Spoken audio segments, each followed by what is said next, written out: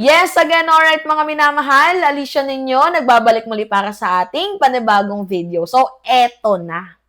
Eto na nga bang sinasabi ko sa inyo, matik na, oo, na hindi dadalo itong si Sara Duterte. Meron ng pahapyaw itong abogado niyang si Michael Powa. Tandaan ninyo, this is a very calculated moves ng Duterte camp. Kasi kahit nga din naman ako, kung abogado ako, bakit ako dadalo kung alam ko namang mapipit-pit ako? Diba? Bakit ako dadalo kung alam kong matatalo ako? Choice ko kung dumalo ko or hindi. Diba? Pero choice ko kung gagamitin ko to sa Supreme Court. At magpo-file ako, diba, na hindi na naman nasunod ang due process. Medyo matindi din tong amor ni Sara Duterte. Alam mo, Sara, bago natin i-play itong video ni Michael Powa. Alam mo, Sara Duterte, kung magaling ka, 16 abogado mo. 16 ang abogado mo. Magkano binabayad mo? Tapos ang magiging way out lang ninyo is yung Supreme Court instead na harapin ninyo yung mga ipinupukol sa inyo. Diyan natin masasabi na itong si Sara Duterte ay hindi marunong lumaban ng patas. Calculated moves. Hindi na naman nasunod ang rule of law. Hindi na naman daw nasunod ang due process. Takin ng due process yan. Last year ka pa binibigyan ng due process. May mini trial. Ayaw mong dumalo. Oh, I mean, di natin alam kung dadalo ka or hindi. 'Di ba? Tapos nag-present ka ng evidence ad kutela. My goodness. Na parang ang gusto mo mangyari, i-dismiss? Bakit ba parang hirap na hirap kayong ipaliwanag? Yung 125 million confidential funds na yan, yung mga inireklamo ng 2 impeachment complaints laban sa inyo. Ba't parang nahihirapan ka, Sara? Diba? Alright, ngayon, pakinggan natin tong sinabi ni Michael Powa, mga minamahal. Si Attorney Powa na wala akong ginawang impeachable offense ang vice. Narito po, may kanyang pakinggan.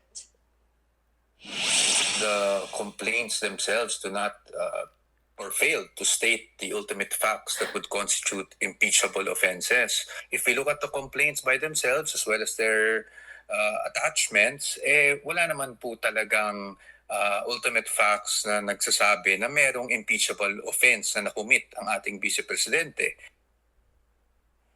At sa pagsisimula ng... nakita ninyo, mga minamahal, wala daw pong nakumit, itong si Sara Duterte na impeachable offense. And guess what? Ito pa yung kanyang sundot. Kung a-attend ba siya or hindi. Isa nga sa mga abogado niya ng Sara na si Attorney Michael Powa, hindi pa raw nila napag-uusapan ng vice o pati ng legal team kung dadalo nga o hindi yung vice. Pero ayon lang kay Attorney Powa, ay pag-aaralan pa raw ng legal team kung makakabalo, diba? Kung hindi itong pagdalo ni Vice Sara sa pag-init. At nauna nga, nanindigan din. Ito si Attorney Powa na wala akong ginawang impeachable offense ang vice. Narito po, may kanyang pakinggan. The complaints themselves do not or fail to state the ultimate facts that would Wait lang. Naulit na naman, mga minamahal. Naulit, Naulit, wait lang. Tinitingnan natin tong tong balitang to. Kasi sinabi kasi dito, titingnan nila yung ebidensya. At titimbangin nila kung a-attend ba sila dito or hindi. 'Di ba? So anyway, wag na natin i-play yan na nawala yung isang isang video natin na sinabi ni Michael Powa na this is calculated moves. Titingnan natin kung itong si Sara Duterte is ipapa-attend nila or not. Ngayon, ganito naman kasi yung take ko. Kasi mga minamahal, to be honest sa inyo itong si Sara Duterte, meron din naman siyang tinatawag na exit point. Ano ba yung exit point na yan? Pwede niyang sabihin na hindi ko kinikilala ang otoridad ng House of Representatives. Dahil para sa kanya, labag itong ginagawa ng House. 'Di ba? Against sa kanya. Kumbaga dito natin masusubok mga minamahal kung mas mataas pa rin ba yung batas or mas mataas yung numero dito nga po sa Kongreso. Parang ganito yung mangyayari, Supreme Court or numbers. 'Di ba? Batas or numero. Kasi alam naman natin sa impeachment complaint, number games yan. Pero sa ginagawa ni Sara Duterte, mas pinapairal niya yung batas. 'Di ba? Paano natin nasabi na pinapairal ni Sara Duterte yung batas?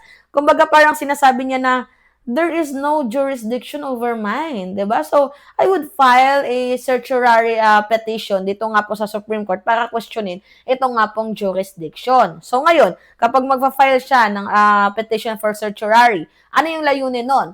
Layunin nun, mga minamahal, na kumuha ng temporary restraining order sa Supreme Court para pigilan ito nga pong hearing. So, ganun yung gagawin ni Sara Duterte. Kukwestiyonin na naman nila yung rights nila, yung due process, yung rule of law. Which is yung petition for certiorari na yan po yung preno. Diba? Kumbaga sa truck na mabilis ang takbo, yung preno para mapahinto.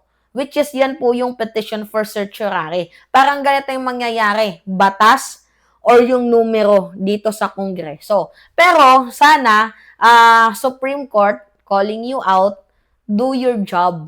Ayusin nyo yung trabaho ninyo. Okay? Once nyo nang pinagbigyan yan si Sara Duterte.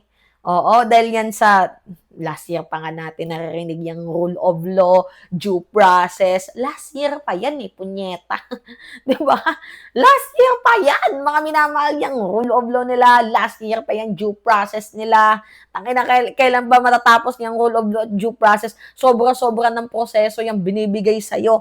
Oo. Parang nangyayari dito kay Sara Duterte, ano na lang yan naglalaro. Kasi alam ko din naman na kailangan din ni Sara Duterte na lumaro. Which is yung kanyang ginagawa, ayoko na lang sagutin yan. Alam kong dihado ako kung pwede naman ako lumapit sa Supreme Court, di ba?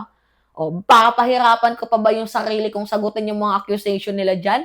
Kung pwede ko namang technical sila ulit? Gets ninyo? Mga minamahal, pwede nyo namang technical, so bakit pa siya attend doon? Pwede nyo namang kupalin yung mga nasa House of Representatives. Sige, bala lang kayo ng bala sa akin. Oo, dito, mas malakas yung kabig ko dito sa Supreme Court. Bakit ko pa kayo sasagutin? At the end of the day, tatawanan ko lang na naman kayo kapag yan na-dismiss na naman. Kapag yan na-delayed na naman. Parang gano'n na lang, smirk smile. Yung gagawin ni Sara Duterte, bahala lang kayo ng bala. Sige lang, oo. Basta ako nagdito yung Supreme Court, kakampi ko. Parang gano'n ang atake. Which is, tama ba yun, VP? So, yan ay malinaw na pag-iwas sa accountability. Yan ay malinaw na pag-iwas sa transparency. So, you are not a leader. Hindi ka leader kung hindi mo kayang panindigan yung mga ipinupukol sa'yo. Diba? Kung hindi mo kayang sagutin yung mga ipinupukol sa'yo. Hindi ka leader na matatawag nun. Diba? Isa ka lamang talagang hamak, napahamak ng bansang Pilipinas. Gets? Mga minamahal? Kaya sino pang gugustuhin ka? Kung sa accountability pa lang, takot ka. Paano pa yung mga investor sa bansang Pilipinas if ever man na manalo ka? Di lahat matatakot. Kasi ang magiging presidente magnanakaw. Ano patutunguhan ng bansa natin yan? Diba? Alright. Kayo, mga minamahal, ano yung masasabi nyo dito? Anyway, yeah. It's me again, Alicia ninyo.